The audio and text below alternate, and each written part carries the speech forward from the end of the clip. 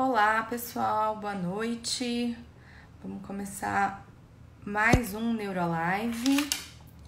Eu esqueci meu fone aqui, vou colocar. Olá, Débora. Olá, Vic Prachedes. Olá, Diana, Leonardo. Todo mundo entrando aí.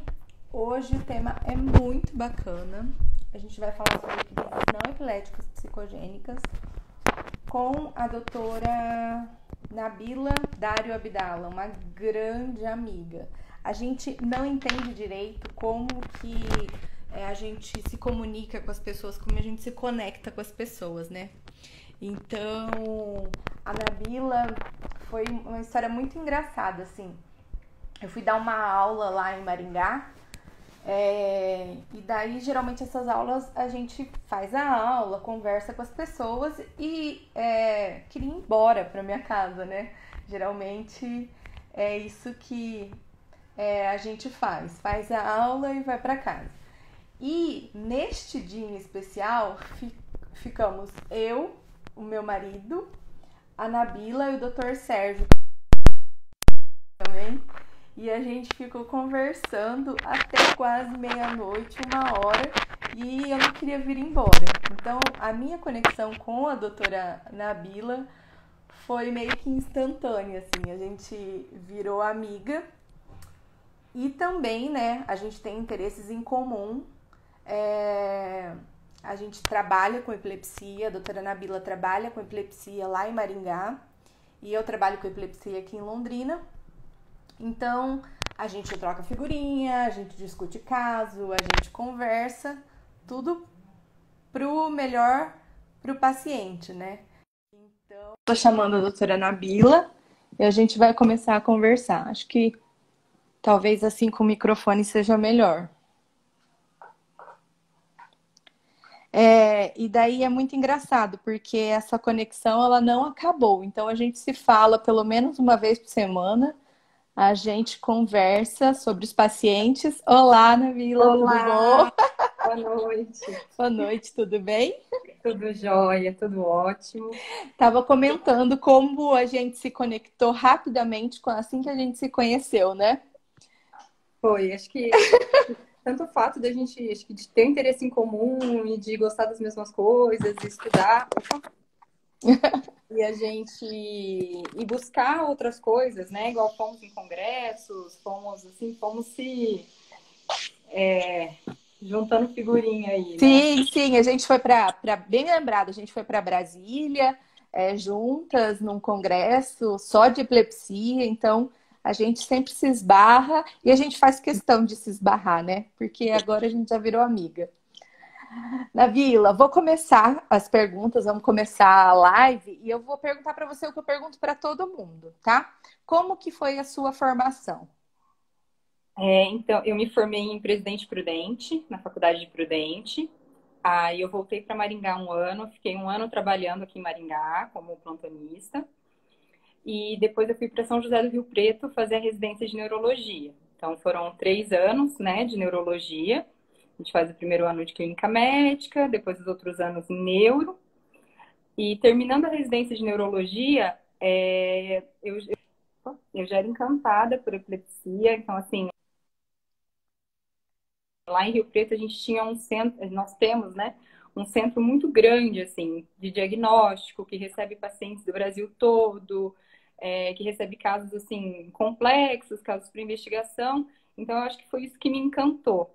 Aí eu prestei a prova de residência para neurofisiologia lá, que era para o videoeletro, né?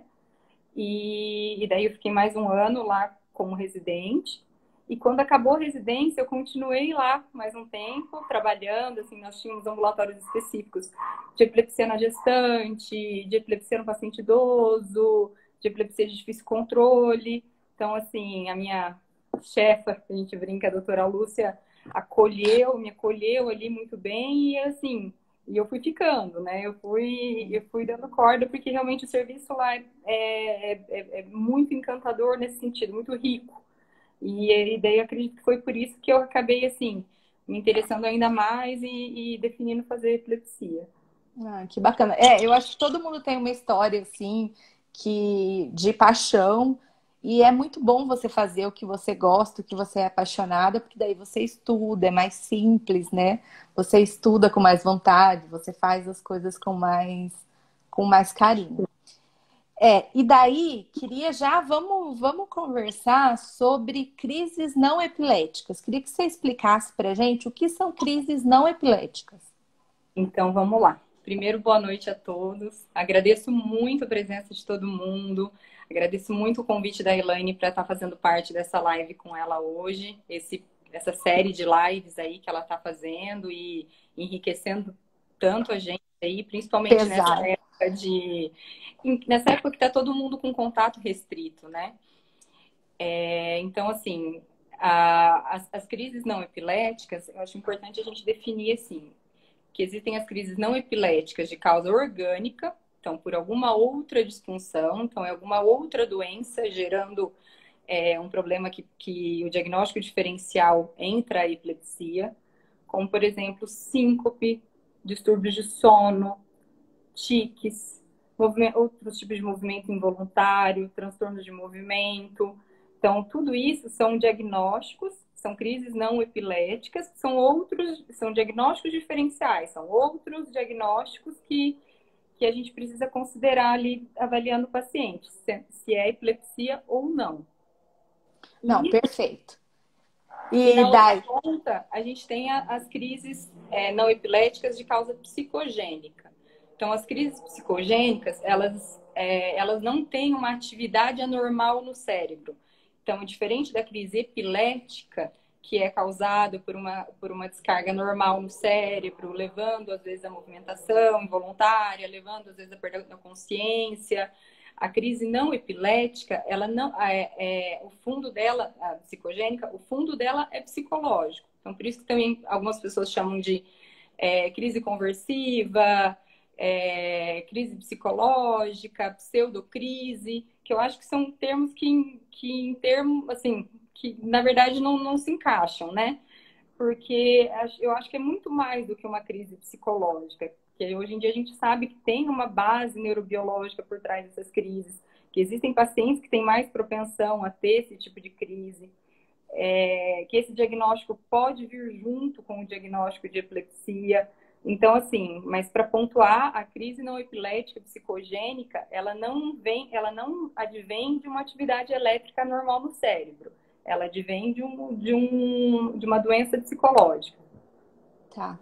E esse termo pseudo-crise, eu acho que é um termo um pouco, que nem você comentou, né? É um termo um pouco inadequado, porque é como se não fosse crise. Eu já ia te perguntar isso mais para o final, mas já vou te perguntar agora. Então, isso significa que o paciente não tem nada? Quando a gente fala pseudo, a gente vai falar que não tem. Então, ela chega, eu faço esse diagnóstico e falo, então você não tem nada. É isso? Então, você pode ir para casa, né? É. Então, assim, a gente sabe que a crise não epilética psicogênica tem um fundo neurobiológico, que ela tem um motivo para certos pacientes serem acometidos, que na maioria das vezes é uma coisa involuntária, não é evolutivo, não é da vontade do paciente, é uma forma de expressão do subconsciente, assim. Muitas vezes é relacionado com estresse pós-traumático, com quadros graves de depressão, com quadros de ansiedade. Então, com outras causas psicológicas e psiquiátricas e que acabam culminando nessas crises. O doutor Sérgio muito bem pontuou aqui. Pseudocrise foi abolido, tanto na neurologia quanto na psiquiatria. E é muito bom a gente falar que esse é um termo que não é adequado mesmo. Porque, e assim, tem algumas pessoas que falam, isso é mimimi, vocês ficam discutindo semântica, vocês ficam discutindo o nome que vocês dão para as coisas, mas realmente, o nome que a gente dá para as coisas fala muito sobre o que a gente quer dizer sobre aquilo, né, Nabi? Então, assim, chamar isso de nada ou pseudo é uma ofensa, assim. Tem que ser evitado, é o que o doutor Sérgio falou. É um termo que deve ser evitado a todo custo. Não, eu estava comentando, eu acho que ele já estava aqui quando eu falei que quando a gente se conheceu, a gente ficou conversando nós três lá no restaurante até tarde, porque o doutor Sérgio sempre é uma pessoa muito querida pra gente, pra mim, pra você, então é importante que a gente precisa falar isso. E queria só uma pergunta que a Bruna Camilo fez. Ela é uma pessoa que sempre está aqui perguntando e sempre está aqui nas lives. As lives elas têm esse intuito assim, de aumentar a proximidade com os pacientes. Então, a Bruna Camilo perguntou: tem alguma relação com o autismo? Então, diretamente não. O que a gente recebe muito, Elaine, assim, é paciente com diagnóstico de autismo, que algumas vezes começa a apresentar regressão no desenvolvimento, principalmente casos de autismo mais severo. Então, assim, o paciente começa a perder ganhos. Então, a gente recebe esse paciente, às vezes, para monitorização por suspeita de crise, de que uma crise noturna, de que uma crise que não esteja sendo vista, ou que uma crise que possa estar sendo confundida aí com uma estereotipia ou com outro movimento, esteja causando essa regressão, esteja causando esse problema no desenvolvimento, o que não é incomum.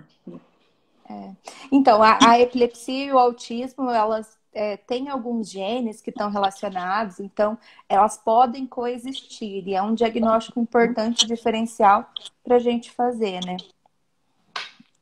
E eu queria que você comentasse um pouquinho quem que pode ter crise não epilética, psicogênica. Então, assim, a gente sabe que tem uma prevalência na população feminina maior, né? Então, as mulheres têm uma tendência de ser mais acometida. Quando o paciente tem um outro distúrbio psiquiátrico, isso também tem uma relevância maior, mas muitas vezes a gente não consegue identificar isso de uma forma fácil. Porque o que acontece é que o paciente com crise psicogênica, os estudos falam que eles levam até 7 anos para ser diagnosticado. Se o paciente tem uma crise, ele é levado para o hospital, ele começa a ser tratado como epilepsia, é muito difícil quem vai rever esse diagnóstico e quem vai tentar tirar a medicação desses pacientes, muitas vezes porque as crises não são vistas, né? As crises acontecem às vezes em casa, durante um sono aparente, ou quando o paciente está sozinho. Então, assim, eu acredito que a gente tem uma dificuldade grande no diagnóstico. Tanto é que se a gente for ver a prevalência hoje fala de crises psicogênicas na população geral, variando aí de 5% até 20% em alguns trabalhos. Quando esse paciente ele é referenciado para um centro terciário, esse número aumenta muito. Então, esse paciente, ele é encaminhado por uma epilepsia de difícil controle, ele é encaminhado como um paciente que não tem um controle adequado da crise, apesar do tratamento, apesar da medicação ideal, em dose ideal, e quando ele chega lá, a gente às vezes se depara com um quadro de que não é crise epilética, não que não é doença, não que não é um problema, não que não tem que ser tratado, mas tem que ser tratado de acordo com aquela patologia. Porque, assim, se a gente coloca isso no modo automático, então, assim, vai aumentando o remédio, vai passando por vários médicos. Então, quando a gente recebe esse paciente, geralmente ele chega com um histórico de crises refratárias. Esse paciente geralmente sofreu diversas consequências com isso. Então, esse paciente, muitas vezes, assim, teve diversas hospitalizações, inclusive hospitalizações em UTI, com necessidade de ventilação mecânica. Esse paciente, ele sofreu vários, assim, estigmas, então ele sofreu diversas consequências e que a gente, na verdade, não estava tratando. Então, se a gente for pensar, é um diagnóstico que precisa sempre ser revisto, porque a chance de a gente dar um diagnóstico errado é muito grande. Então, se a gente for ver, alguns estudos falam que 25% dos pacientes que não respondem às medicações, então, você começa o tratamento para epilepsia com a dose certa, com o tratamento adequado, e ele é refratário àquele tratamento. Então, lógico que a gente sabe que existem as epilepsias refratárias, que ocupam um grande espaço aí, mas a gente tem que lembrar da crise epilética psicogênica, tanto isolada, como comunicando ali com a epilepsia. Então, muitas vezes o paciente é epilético, tem as crises estão controladas com a medicação, mas o fato dele fazer crises psicogênicas, ele ter crises psicogênicas, leva a um descontrole, então esse paciente começa a sofrer assim, diversas cargas de medicação. Geralmente ele começa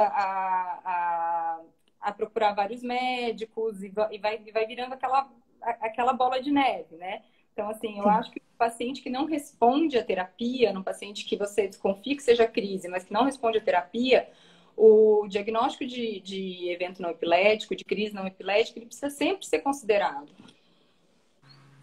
E é interessante você falar porque 25% é um quarto dos pacientes. É um nível considerável. Eu lembro quando eu estava no meu primeiro ano de epilepsia, de fellow, eu lembro que a gente estava revendo vários casos, e daí eu me questionei. Falei, mas gente do céu, eu estou pensando em crise não epilética psicogênica para muito paciente. E Uhum. daí, quando você vai na literatura, isso é uma porcentagem muito grande dos Verdade. pacientes que são encaminhados para esse centro terciário de epilepsia que tem essa crise não epilética psicogênica. E a gente queria até fazer esse comentário que o Dr. Sérgio comentou também. A gente fez um levantamento dos pacientes lá da Unesp, do nosso ambulatório, a gente tem mais de 5.000 pacientes, e 60% dos casos de crise não epilética psicogênica tinham uma história de abuso sexual na infância. Então, imagine que isso não é uma doença, é claro que isso é uma doença, é claro que isso causa um sofrimento muito grande para o paciente e a gente precisa considerar sempre, né? A Adileia fez uma pergunta aqui sobre se isso tem relação com síndrome vasovagal. Na verdade, a síndrome vasovagal, ela entra no diagnóstico diferencial das crises epiléticas. Então, um paciente que tem uma queda brusca, ele pode se machucar, ele geralmente é relacionado com algumas circunstâncias, como levantar rápido, tempo mais quente. Então, é um diagnóstico diferencial de epilepsia, mas não é uma crise epilética psicogênica. A crise epilética psicogênica é aquela que o paciente tem uma crise aparente, e essa crise ela é tão aparente que ela confunde muitos médicos, muitos neurologistas experientes. Ele realmente, assim, semiologicamente, na forma da crise, ele pode muitas vezes ser muito semelhante a uma crise, mas na verdade ela não advém de uma atividade elétrica normal. Ela advém de um fundo psicológico, de uma carga biogenética, de uma coisa, de um fundo diferente. Então, assim, na verdade, ele pode ser um diagnóstico diferencial aí de síncope, mas não é síncope. Eu acho que é legal a gente comentar que, assim, o tratamento é diferente, né? Uhum. Então, por isso que é importante a gente fazer esse diagnóstico. Então, síncope, vai ter um tratamento. Epilepsia, vai ter outro tratamento. Crise não epilética psicogênica, vai ter outro tipo de tratamento. Então, também a Bruna perguntou pra gente se o esgotamento pode favorecer esse tipo de crise. Ele pode favorecer no sentido de piorar a parte emocional, né? Então, piorando a parte emocional, a gente acaba, por vezes, descompensando esse tipo de crise. Mas o esgotamento emocional também pode favorecer uma crise epilética. É que a gente entra nesse problema grande do diagnóstico.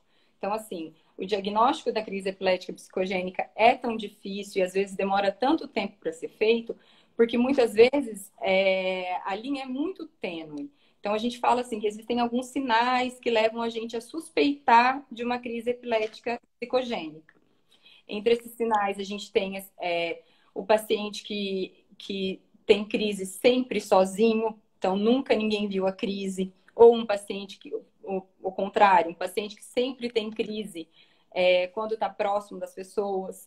Saber se esse paciente se machuca, se ele tem algum ferimento ou não durante a crise. Alguns sinais assim, semiológicos, alguns sinais da apresentação clínica da crise, como às vezes os olhos estarem bem cerrados a ponto da gente tentar abrir e esse paciente ter uma resistência. Alguns tipos de movimentação, como movimentação fora de fase dos membros, a movimentação da cabeça de uma forma normal, que a gente fala head-head, side-to-side, que é um tipo de movimentação. Lateral, né? Que é um tipo de movimentação que chama a atenção. Outra coisa Opa. seria algumas posturas anormais, então postura em opstótono. Só que tudo isso tem que ser avaliado de uma forma extremamente cautelosa, porque isso leva a uma suspeição combinado com o quadro clínico. Isso, assim, só a semiologia, ela confunde. Ela não, assim, com epileptologistas muito experientes, se a gente mostrar um vídeo, é quase que impossível você dar certeza absoluta.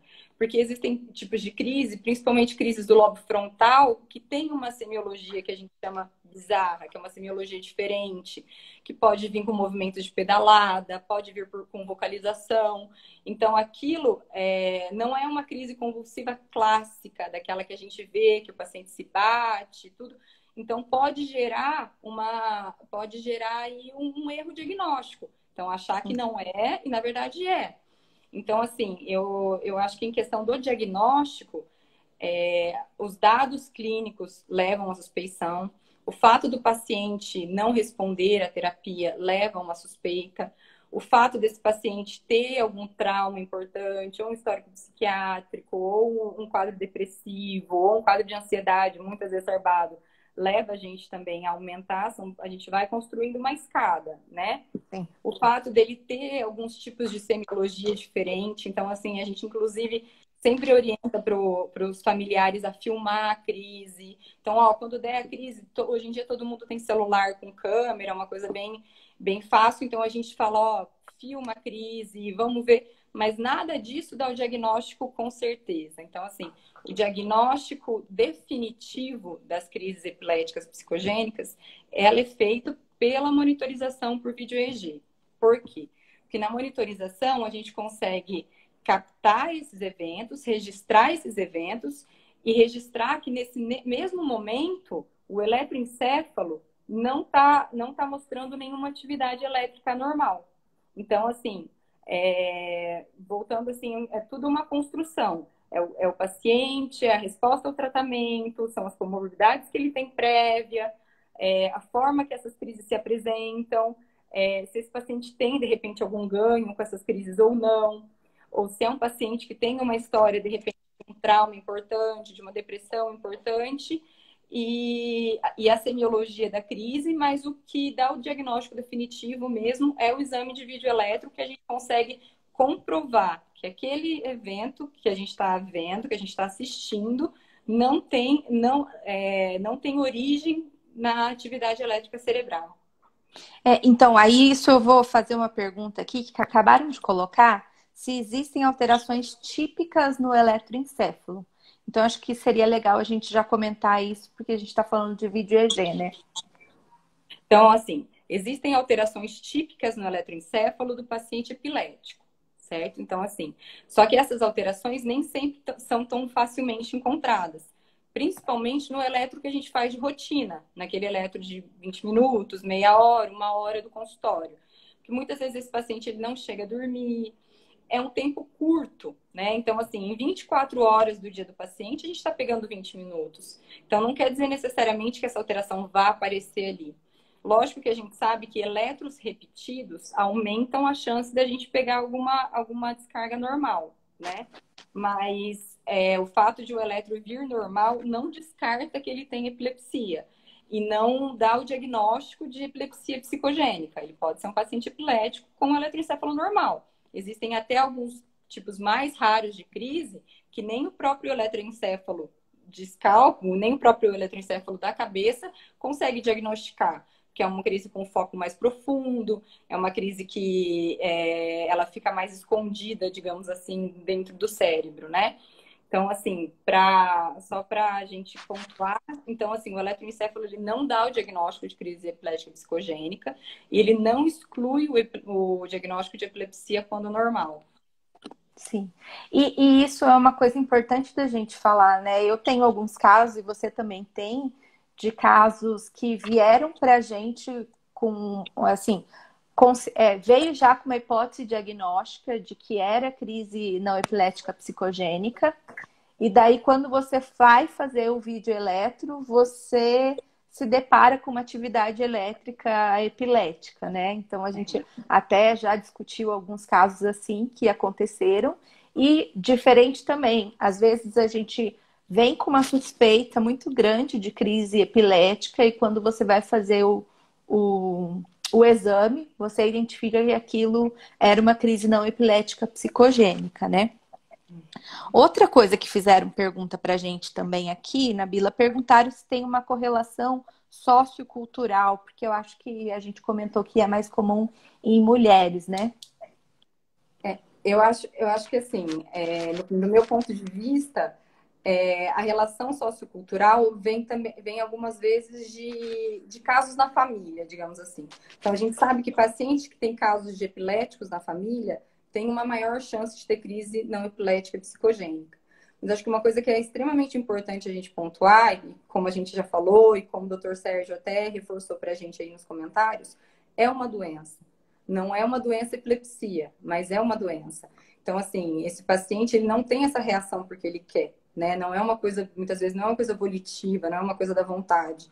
Então, mas a gente sabe que o paciente que tem um caso de epilepsia na família, ele tem uma maior propensão a desenvolver as crises epiléticas psicogênicas, desde que ele seja um indivíduo propenso, desde que algumas vezes combinado com fatores psicológicos, combinados com alguns traumas, combinados com algumas outras situações que levam a ele desenvolver, né? Mas a questão, assim, digamos, de classe social, aí eu não vejo assim, Ela é bem prevalência democrática, né? importante. É bem democrática, assim. Acho que em todas as classes sociais existe, não tem preferência, né? E a gente acaba vendo que tem mais em mulheres, talvez seja por uma questão cultural também. A Uhum, gente vê um abuso não só sexual, mas um abuso moral, que as perfeito. mulheres sofrem mais do que os homens, então isso pode estar relacionado, né?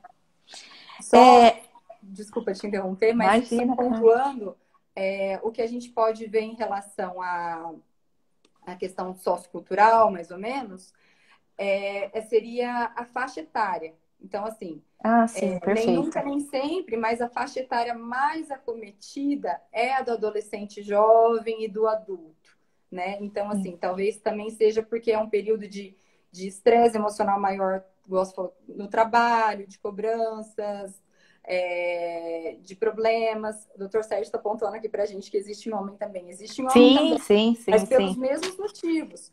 É, Assim, no meu ver, por uma base neurobiológica que dá a propensão desse paciente a desenvolver esse tipo de crise, e esse tipo de crise, algumas vezes, combinado com outros fatores psicológicos enfim, outras patologias psiquiátricas, leva o desenvolvimento das crises psicogênicas. sim.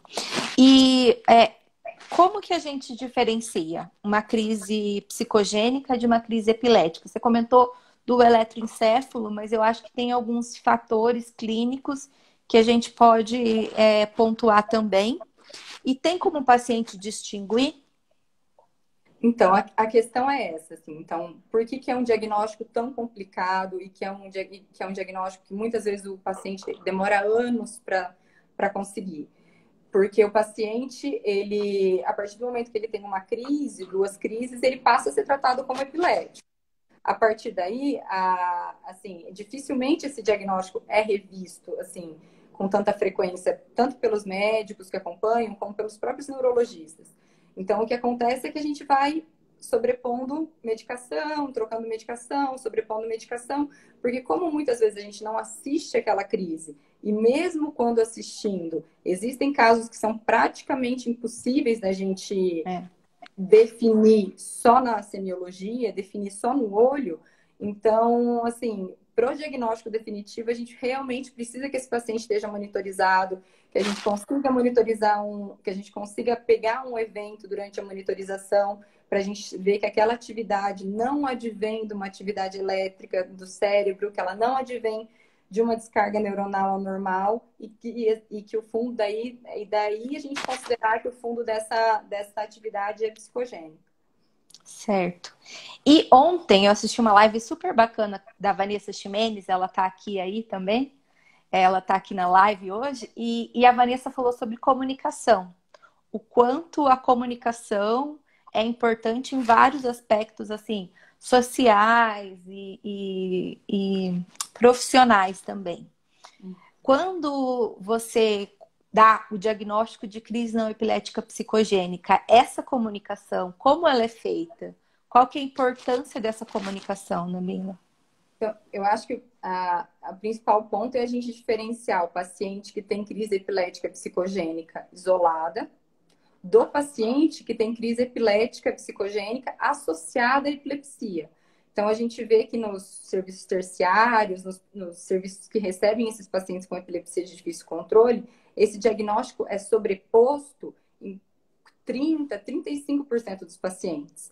Então, às vezes, o paciente ele tem uma epilepsia que é bem controlada com a medicação, que ele tem uma epilepsia que vai bem com o tratamento, só que a crise não epilética descompensa esse quadro e acaba levando essa dificuldade diagnóstica e acaba levando esse problema aí no tratamento, né? Assim, o que eu costumo fazer, Elaine, em primeiro lugar, é como você já tinha comentado, como a gente já tinha comentado no começo, né? É uma doença. Então, assim, ninguém vai se despedir do paciente ali, né? Eu gosto de fazer uma coisa que a gente fazia em Rio Preto, que chama validação clínica. Que a gente conversa com o paciente, a gente já vai expondo essa possibilidade durante a monitorização, a gente já vai expondo essa possibilidade de uma forma delicada, sentindo como a família recebe. Porque tem família que às vezes recebe isso como uma coisa frajuta, como uma coisa que está fazendo o que Me quer. enganou. Enganoso, exato. Então, assim, e o que a gente faz é que quando a gente registra esse evento, a gente chama a família, a gente mostra o vídeo, confirma com a família se é aquele evento que o paciente tem em casa. Então, assim, as crises são assim, é desse jeito que é em casa, é mais ou menos dessa forma, é sempre assim, é desse jeito a crise dele. Aí a gente mostra mais ou menos assim o exame, só para dar uma ideia de que ali na atividade elétrica do cérebro não tinha nada, estava normal. Uhum. Então é uma forma da gente poder, assim, acho que ir abrindo esse caminho e depois, assim, mostrar ali, assim, confirmar pelo que a gente está vendo que realmente não foi uma crise epilética. Porque muitas vezes, se a gente não faz esse caminho, o paciente sai de lá e fala: mas o que eu tive lá não foi a minha crise, mas o que eu tive lá não era aquilo. Ou, às vezes eu tive, mas foi rápido e nem pegou. Então, eu acho que trazer a família junto, explicar o diagnóstico, explicar, assim, o próximo passo do tratamento, né? Então, assim, que a crise epilética psicogênica, ela é... O que a gente faz é a gente muda o tratamento, né? A gente adequa o tratamento para o tipo de doença daquele paciente. Porque esses pacientes, eles vêm, assim, recebendo há anos medicação, droga antiepilética, eles vêm há anos com estigma social, eles vêm há anos com internações, só que eles não estavam sendo tratados para a doença deles. Então, assim, eles não respondiam porque eles não estavam sendo tratados da doença correta. Então, assim, é um sinal de alerta pro médico, né? É um sinal de alerta que a gente tem que considerar, porque o paciente ele se apresenta daquela forma, mas quem vai fazer o diagnóstico, quem vai conduzir é o médico. Então, é responsabilidade do médico ir entendendo esses sinais, e construindo isso, e fazer os exames para confirmar ou não, porque é o que vai fazer diferença no tratamento. Não adianta a gente tratar A com tratamento de B, né? Sim. E daí, eu acho que é uma conduta que eu tenho, e acho que também deve ser que você tem, que a gente não dá tchau para o paciente, a gente fala até daqui a pouco, porque daí também um dos profissionais que são fundamentais, na verdade são dois, que o acompanhamento, o encaminhamento para o psiquiatra e o acompanhamento e o tratamento com o psicólogo acabam sendo fundamentais na lide com esses casos, né?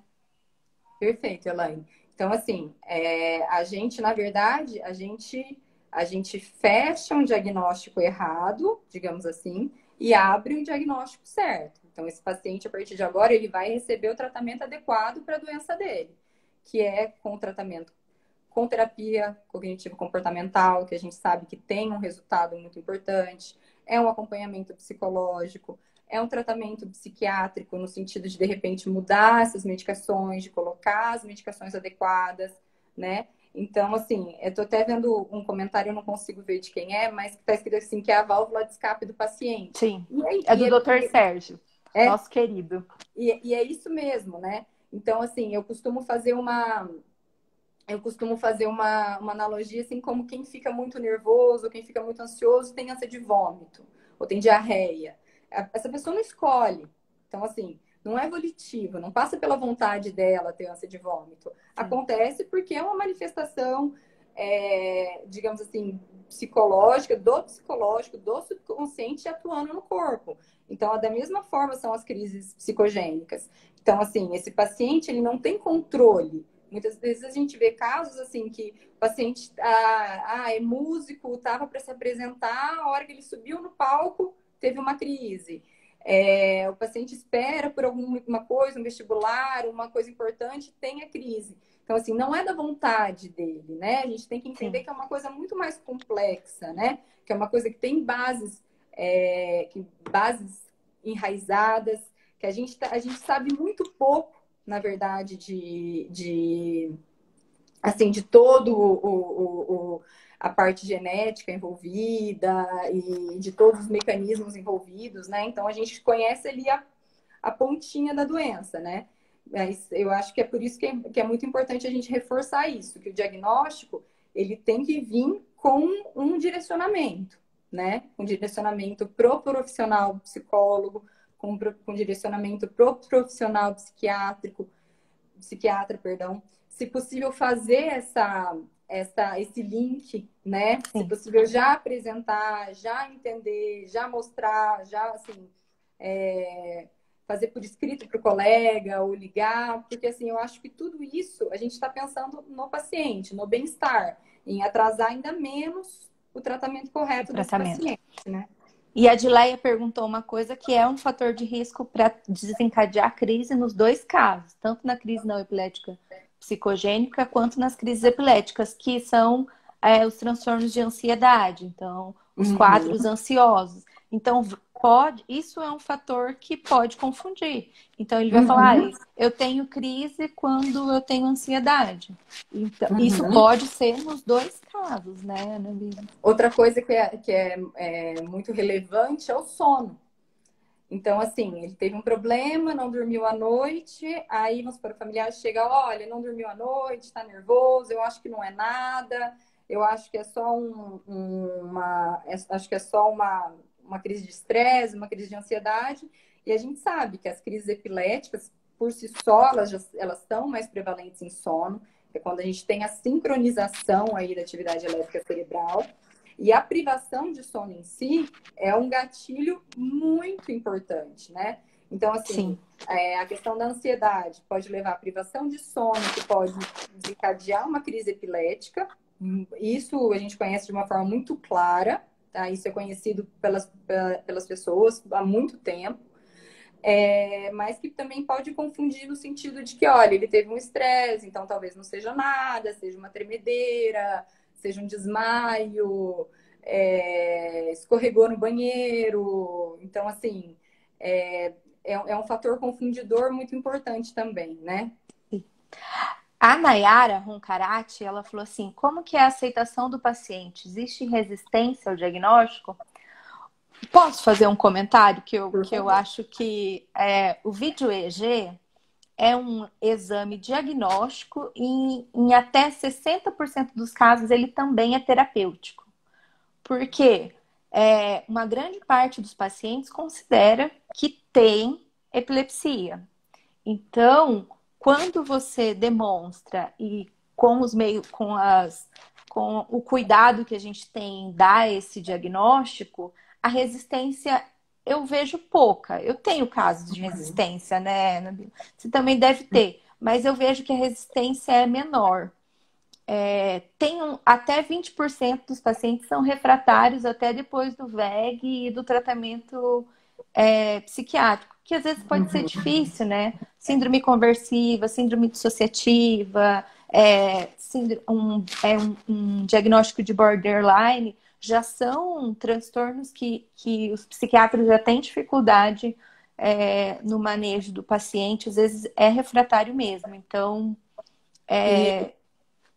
E outra coisa que o Dr. Sérgio pontuou aqui agora, Dr. Sérgio, agradeço muito a sua presença, que você está enriquecendo muito aí a nossa discussão, a gente adora, agradeço muito. E que também existe o paciente que é o simulador, que daí não é nada disso que a gente está falando. Então, existe paciente que simula uma crise epilética para fins emocionais, para fins de ganho secundário. Ganho secundário no sentido de ganho previdenciário, de querer se aposentar, mas a gente não está falando desse paciente, a gente está falando do paciente que tem uma crise que é involuntária e que acontece, assim, muitas vezes, sem a consciência do paciente e que é uma doença e que precisa ser tratada. Mas não adianta ela ser tratada como epilepsia porque ela não é, né? E é importante, assim, porque toda vez que o paciente vem para o consultório ou vem para fazer um vídeo EEG, a gente considera aquele paciente como epilepsia. E as coisas, elas vão caminhando, que nem a Nabila falou, a gente vai colocando alguns degraus para a gente estabelecer esse diagnóstico. O doutor Sérgio também perguntou assim, qual que é a experiência de vocês com o compartilhamento desse paciente com os profissionais? Quer falar você que tem, depois eu falo. A minha experiência é muito boa. Então, assim, no sentido da gente conseguir conversar, fazer um feedback com o profissional que vai atendê-lo, já passar algumas particularidades que, de repente, esse paciente levaria mais tempo para expor para o outro médico, já expor o diagnóstico definitivo, que algumas vezes o paciente chega, mas ele não expõe esse diagnóstico, né? Ele fala, a doutora me mandou aqui, mas eu tenho crise, né? Então, assim, já expor esse diagnóstico, eu acho que essa comunicação, tanto com o psicólogo que vai acompanhar, ou dos psicólogos com a gente também, de mostrar assim, como está sendo fora do consultório, né? Como está sendo o outro lado, a outra experiência. Então, na minha vivência, é uma comunicação muito boa. Eu acho que a história da tecnologia, de você conseguir mandar um WhatsApp para o profissional e ele te responde quando ele conseguir, isso facilita muito a nossa vida, né? Então, eu trabalho em uma clínica que nós somos a neurologista, uma neuropediatra, um psiquiatra e 4 psicólogos. Então, acaba que o meu dia a dia é isso. Então, a gente acaba discutindo alguns casos a gente acaba discutindo ali na copa, tomando um café. E a gente tem alguns casos de muito sucesso, assim. Então, lá com o Dr. Guilherme tem pelo menos uns 5 casos, não é pouco. Para mim, assim, que eu atendo pouco paciente, eu tenho um trabalho um pouco diferenciado. Então, a gente tem uma quantidade boa assim, de pacientes que melhoraram muito com o tratamento associado e trazer isso para os outros profissionais, eu acho que é importante. E não só, né? A gente tem outros casos, é difícil o neurologista trabalhar sozinho. Então, em outros casos de crise não epilética, que seja síncope, você acaba falando com o cardiologista, em alguns casos uma crise epilética secundária, um tumor cerebral, você acaba falando com um oncologista, com um neurocirurgião. Então, essa história de trabalhar em equipe é muito importante. A Larissa Gassa, que é uma das psicólogas que trabalha lá na clínica, ela fez mestrado, doutorado, toda a formação dela com a doutora Elza Márcia. Então, é uma pessoa que tem de alto gabarito para me ajudar, e ela me ajuda muito nesses casos. O ideal mesmo é que quando você for dar o diagnóstico, já aconteceu isso em algumas vezes, que você tenha um profissional, se você conseguir trazer um profissional, psicólogo que que atende o paciente para te ajudar e te dar o suporte. Isso é o cenário ideal. Às vezes não bate os horários, a gente não consegue encaixar, mas acaba sendo muito, de qualquer maneira que você faça, ou via tecnológica, ou na Copa, né? Ou pessoalmente, acho que acaba enriquecendo muito e melhorando. Acho que só uma consideração.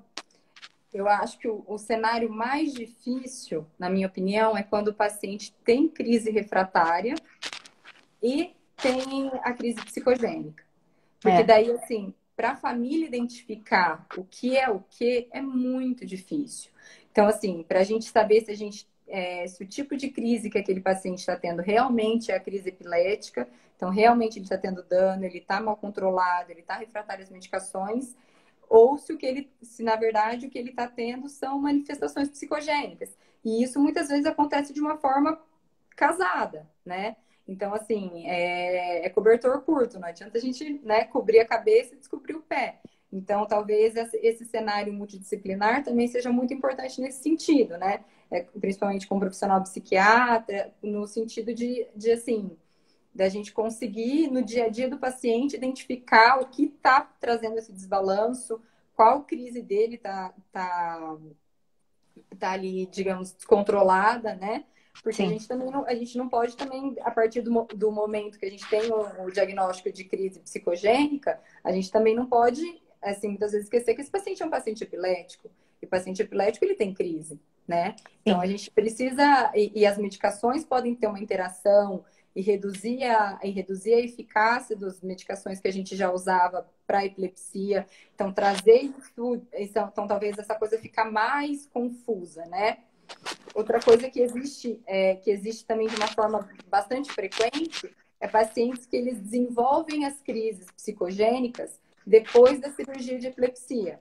Então, eles eram pacientes epiléticos, paciente com epilepsia de difícil controle, foram pacientes candidatos à cirurgia, foram operados, responderam bem à cirurgia, não tiveram mais nenhuma crise epilética, nenhuma crise convulsiva, mas a partir daí, esse paciente como falou, tira a válvula de escape.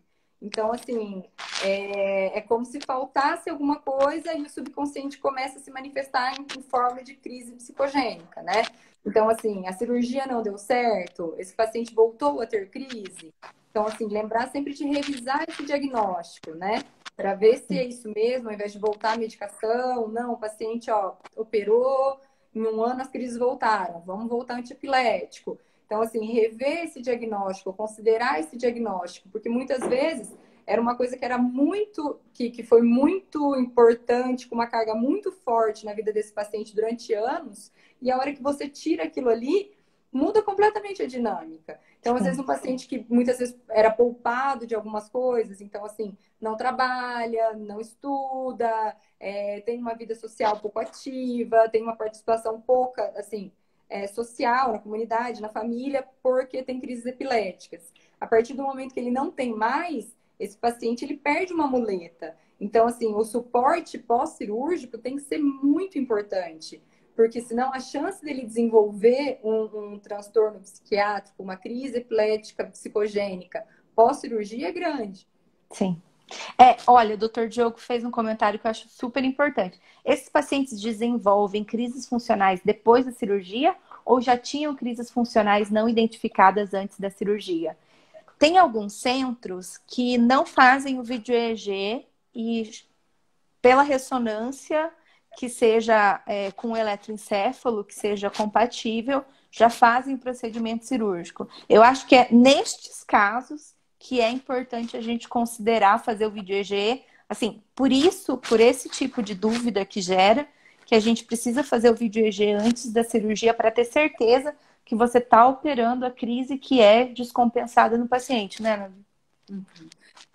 O que eu tenho de experiência, doutor Diogo, é que assim, o paciente, quando ele tem epilepsia e ele tem crise epilética psicogênica pré-cirúrgica, não indica cirurgia. Não adianta. Esse paciente não vai ver melhora. Você não vai conseguir convencer esse paciente da melhora. Esse paciente é um paciente que, de repente, ele vai mudar a medicação por conta, ou ele vai passar em outro médico. Então, a gente tem todo esse cuidado de manter o tratamento depois da cirurgia por bastante tempo. Aquela área precisa cicatrizar. Aquela conexão neuronal, aquela rede de neurônio, ela precisa se reformar. Então, quando o paciente tem algum problema psiquiátrico grave, seja uma depressão grave, seja um transtorno bipolar, um abuso de droga, alguma coisa assim, a gente posterga a cirurgia. Porque, assim, eu acho que primeiro de tudo é não lesar. A gente está tentando levar uma solução. Mas essa solução, além de ela não ser 100%, então tem casos, alguns poucos casos de que o paciente tem pouca melhora, a cirurgia pode trazer um malefício maior. Então, o que a gente faz, assim, como protocolo, além da monitorização, além da validação das crises, além da avaliação dos eletros para ver se é concomitante, fazer uma avaliação tanto neuropsicológica, para a gente poder estimar as perdas durante a cirurgia, então principalmente se é um paciente de lobo temporal esquerdo, para a gente ver se ele já tem alguma parte da linguagem comprometida, alguma parte de memória comprometida, e uma avaliação psiquiátrica.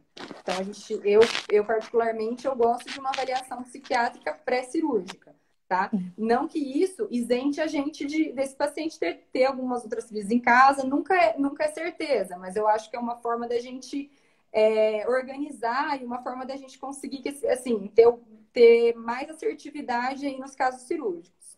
O que a gente vê é que paciente, principalmente com epilepsia do lobo temporal direito, então, assim, a estatística mostra mulher, novamente, com epilepsia do lobo temporal direito, quando submetida a procedimento cirúrgico, tem maior chance de desenvolver crise psicogênica depois de 1 ou 2 anos de cirurgia. Mesmo que a crise convulsiva, mesmo que a crise epilética esteja controlada. Ele perguntou também, mas o vídeo EG não é infalível em descartar crises funcionais, que são as crises não epiléticas, né? Infelizmente, a gente acaba... medicina, né? Medicina, área da saúde, acaba que 1 mais 1, às vezes não é 2, né? Às vezes é 3. Então, a gente tenta se proteger de todos os lados. Tenta proteger o paciente de todos os lados. Fazer todos os exames que são importantes, que são necessários, mas acaba que não é mesmo. O doutor Sérgio falou, não existe exame infalível. Infelizmente, não existe. Até porque a gente pode ter crise epilética sem alteração do traçado. Então, assim, o eletrodescalpo, ele deixa passar uma porcentagem de pacientes que tenha crise profunda, crises mesiais profundas, crises de lobo frontal mais profunda. Então, assim, o que a gente procura fazer é sempre adequar o exame ao paciente. Então, se é um paciente com suspeita de epilepsia de lobo temporal, a gente faz a cadeia temporal, faz a cadeia esfenoidal, a gente tenta acessar essa área da melhor forma possível. Mas existe paciente que pode estar tendo uma crise franca, um paciente que é epilético e que o exame durante a crise, ele não mostra alteração, ou ele mostra só uma deflexão, ele mostra uma alteração muito discreta. Então, e também a atividade interictal, a atividade entre as crises. Tem paciente que é claramente epilética, até lembrando agora um paciente que eu discuti com o Dr. Diogo, claramente epilética e que depois de 24 horas de exame não teve nenhuma alteração. Então, assim, o exame de vídeo EG, ele é eficaz em encontrar alterações em paroxismo epileptiformes, atividade epileptiforme, em até 98% dos casos. Mas alguns casos vão passar. E aí é onde a gente entra essa dúvida, é onde a coisa tem que ser individualizada, né? E daí eu acho que quando a gente fala eletrodo de escalpo, só para quem não está muito acostumado, né, Ana Bila, que a gente tem paciente aqui também, claro. E o eletrodo de escalpo é aqueles eletrodos que a gente coloca assim, no couro cabeludo quando a gente vai fazer o exame no consultório. Então, em alguns casos, o que a gente pode fazer, se a gente tem uma suspeita muito grande de que seja epilepsia, é o eletrodo profundo. Então, alguns eletrodos podem ser colocados na calota craniana, um furinho na calota craniana, e daí é colocado o eletrodo ou tira toda a parte óssea e coloca um grid, então, alguns eletrodos para você conseguir mapear. É claro que quando a gente suspeita disso, a gente precisa ter uma suspeição muito forte, porque é um exame um pouco mais invasivo do que o eletrodo de superfície, né? A Nabila perguntou, a Camila é psiquiatra, uma grande amiga também. Vocês acham que o psiquiatra deve solicitar VDG sempre que suspeitar de crise conversiva? O que você acha? Eu acho que é uma forma de direcionar o diagnóstico, né?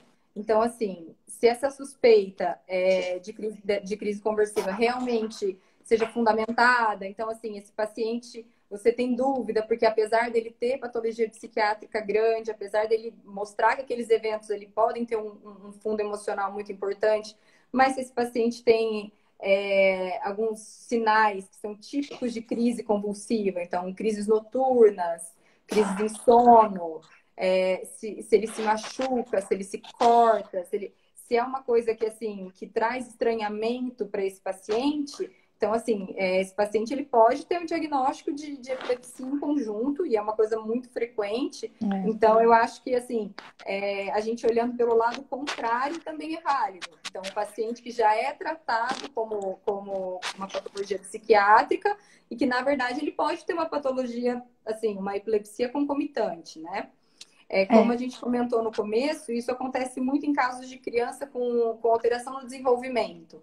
Então, às vezes, é uma criança com um autismo severo, ou uma criança que tem alguma outra síndrome genética, ou uma alteração do desenvolvimento, e ela está tendo ganho. Ela está fazendo as terapias, e ela está tendo ganho, e ela está melhorando, e ela está melhorando a postura, e ela está começando com marcha, e de repente ela regride. Então, assim, todo esse ganho, de repente, começa a ser perdido. Então, uma das principais suspeitas é que ela esteja fazendo crises epiléticas durante o sono, e o fato dessas crises estarem acontecendo leva à regressão do desenvolvimento. Então, tratando a crise, essa criança consegue voltar ali para, assim, numa tentativa de evoluir a parte motora, a parte cognitiva.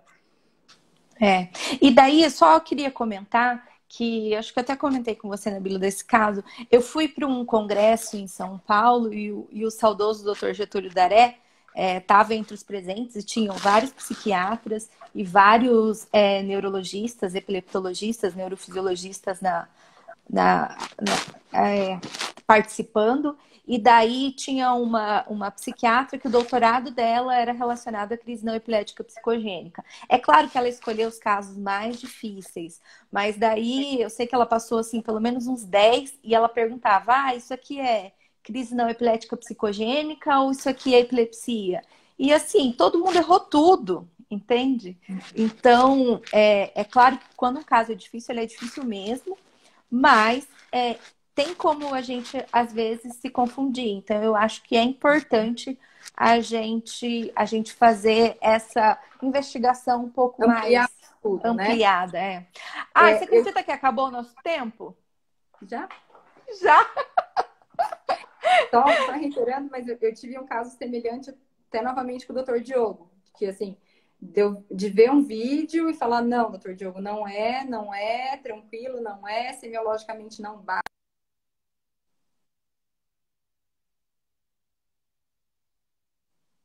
Por fim, esse paciente foi para monitorização e era uma epilepsia generalizada. Então, assim, o diagnóstico é complexo porque a gente, assim, tudo que o cérebro pode fazer, uma crise pode produzir. Então, a gente entra aí nesse limbo, né? Nessa linha tênue que a gente precisa tratar com carinho, que a gente precisa tratar com cuidado, que a gente precisa, assim, tentar dar o máximo de suporte, seja com exame, seja com medicação, em relação a tudo isso. O doutor Sérgio está pedindo aqui para a gente a encefalite límbica. Dá tempo? Dá? Não, se não der, a gente fecha e volta. Aí o Instagram vai expulsar a gente volta. Pode falar.